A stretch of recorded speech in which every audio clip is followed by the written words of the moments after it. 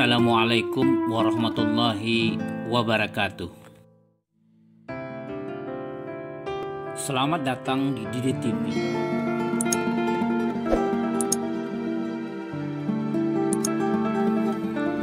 Pada edisi ini, kita akan membahas kata limbago.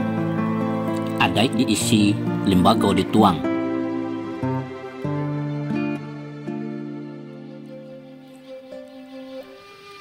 Kata limbago sering dipadankan dengan kata lembaga dalam bahasa Indonesia kontemporer, walaupun makna kata limbago dalam konsep kebudayaan adat Minangkabau tidak persis sama dengan kata lembaga. Secara umum, kata lembaga dipahami sebagai institusi peranata yang memiliki sistem yang menghubungkan unit-unit di dalamnya dengan seperangkat aturan, nilai, norma, dan keyakinan dengan misi dan tujuan tertentu. Lembaga bersinonim dengan kata organisasi.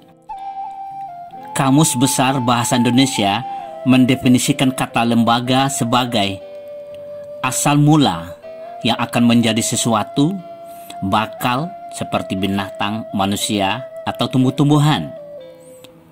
Bentuk yang asli, acuan, ikatan dalam hal mata cincin dan sejenisnya, badan atau organisasi, kepala suku di Negeri Sembilan, pola perilaku manusia yang mapan, interaksi sosial terstruktur dalam kerangka nilai yang relevan. Pada dasarnya, kata limbago bermakna benih, bibit, biji, bijo, sesuatu yang akan menjadi cikal bakal sebuah tumbuhan yang sering juga disebut embrio. Dalam ilmu tumbuh-tumbuhan atau botani, yang dimaksud dengan limbago adalah sporofit muda, calon tumbuh-tumbuhan baru yang terdapat dalam biji yang terdiri dari 4 bagian utama. Pertama, bagian limbago yang menjadi calon akar yang berfungsi menyerap air yang dalam botani disebut radikula. Kedua, bagian limbago yang menjadi cikal bakal batang yang dalam ilmu botani dikenal sebagai hipokotil. Ketiga, bagian limbago yang menjadi cikal bakal daun yang berfungsi menyimpan cadangan makanan yang dalam botani disebut dengan kotiledon. Dan yang keempat, bagian limbago yang terletak di atas kotiledon yang akan menjadi batang dikenal sebagai epikotil. Alam tak kambang jadi guru. Dalam adat Minangkabau, yang dimaksud dengan limbago adalah kerangka, struktur, atau konstruksi dasar, embrio, cikal bakal adat Minangkabau yang muncul, tumbuh, dan berkembang dari dalam kaum, suku, membusek dari bumi, membesut dari bumi, baik dalam arti muatan, isi, maupun konstruksi dasar keorganisasian, mulai dari tingkat rumah tangga, parui, kaum, suku, sampai ke seluruh Minangkabau.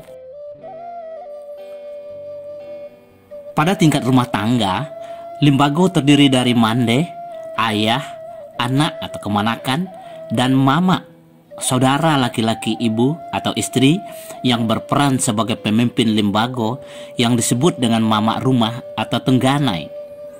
Rumah dibari batungganai. Pada tingkat kaum atau suku, limbago terdiri dari 4 komponen dasar sehingga disebut sebagai urang ampek jinih. Pertama, pengulu yang berperan sebagai pemimpin tertinggi kaum. Kamanakan berajo ke mama, mama berajo ke pengulu. Kedua, manti yang bertugas sebagai pegawai yang membantu pengulu dalam hal administrasi kaum. Ketiga, malin yang bertugas sebagai pegawai yang membantu pengulu dalam hal keagamaan, syarak. Dan yang keempat, dubalang yang bertugas membantu pengulu dalam hal ketertiban dan keamanan kaum. Perlu dipahami bahwa lembaga tidak tumbuh pada tingkat negari. Pada tingkat negari, sistem kepemimpinan sosial dijalankan oleh sebuah dewan permusyawaratan pengulu kaum, suku dalam negari yang kedudukannya sama rendah, tegaknya sama tinggi.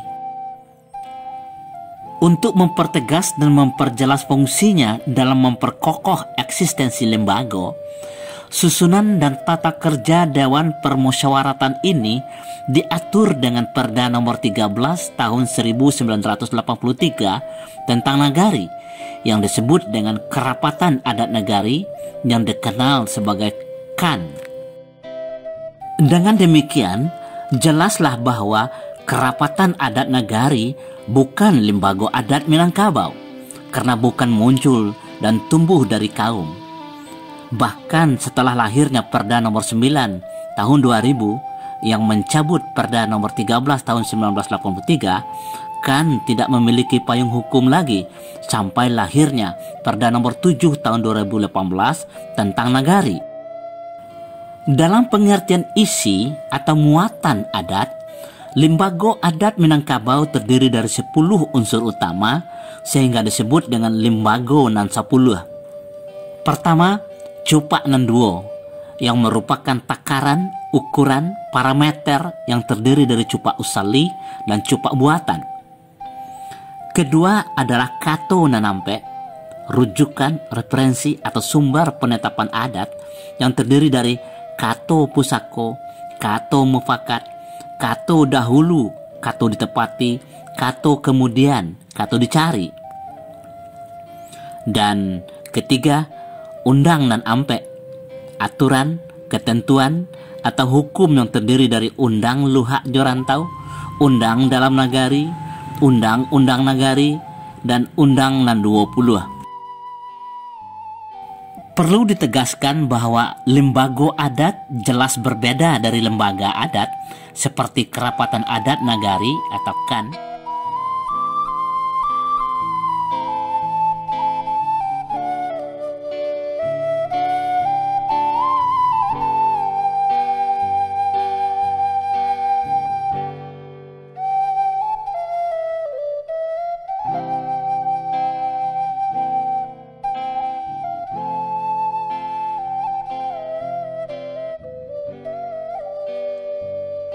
Organisasi adat adalah organisasi nenek mama, cadik pandai, perempuan, dan penggiat adat yang didirikan dengan ketentuan undang-undang keormasan. Yang sekarang sedang berlaku adalah Undang-Undang Nomor 16 Tahun 2017 tentang penetapan peraturan Pemerintah Nomor 2 Tahun 2017 tentang perubahan atas Undang-Undang Nomor 17 Tahun 2013 tentang organisasi kemasyarakatan. Lembaga muncul, tumbuh, dan berkembang dari dalam sistem masyarakat asli, kaum, suku yang terhimpun di dalam nagari. Lalu bagaimana dengan kedudukan rajo atau raja? Pada dasarnya, Minangkabau tidak mengenal kepemimpinan rajo atau raja karena Minangkabau tidak menganut sistem kerajaan. Minangkabau menganut sistem kedatuan atau kedaton, sebuah sistem kepemimpinan monarkis di bawah kepemimpinan seorang datu atau datua sebagai pucuk pimpinan atau pengulu. Kepemimpinan raja atau rajo di Minangkabau muncul setelah Aditya Warman yang bernama kecil Mantrolot Marwadewa atau Tuan Janaka memindahkan pusat kerajaan Malayapura Swarnabumi dari Damasraya ke Minangkabau. Karena terjadinya konflik kepemimpinan antara pengulu dengan raja, maka disepakati sebuah resolusi, Luhak Bapengulu Rantau Barajo. Dengan demikian, kerajaan Malayapura yang kemudian berubah menjadi kerajaan Pagaruyung hanya memiliki pengaruh kepemimpinan di wilayah rantau Minangkabau saja. Lembaga kerajaan yang kemudian berubah menjadi Kesultanan Pagaruyung terdiri dari Rajo Tigoselo, Rajo Alam, Rajo Adat, dan Rajo Ibadat, Basa Ampek Balai, Bandaro di Sungai Tarap, Indomo di Soroso, Mengkudum di Sumania, dan Tuan Kadi di Padang Gantiang. Saudara, demikianlah nenek moyang Minangkabau telah menata sistem kehidupan sosial yang berbasis kaum atau suku yang disebut lembago. Tugas dan kewajiban lembaga, baik lembaga pemerintah maupun lembaga swadaya masyarakat, adalah melindungi dan menumbuh kembangkan lembago menjadi sebuah tatanan sosial yang kuat dan mapan dalam menghadapi badai dan gelombang serangan kebudayaan asing. Adai diisi, lembago dituang.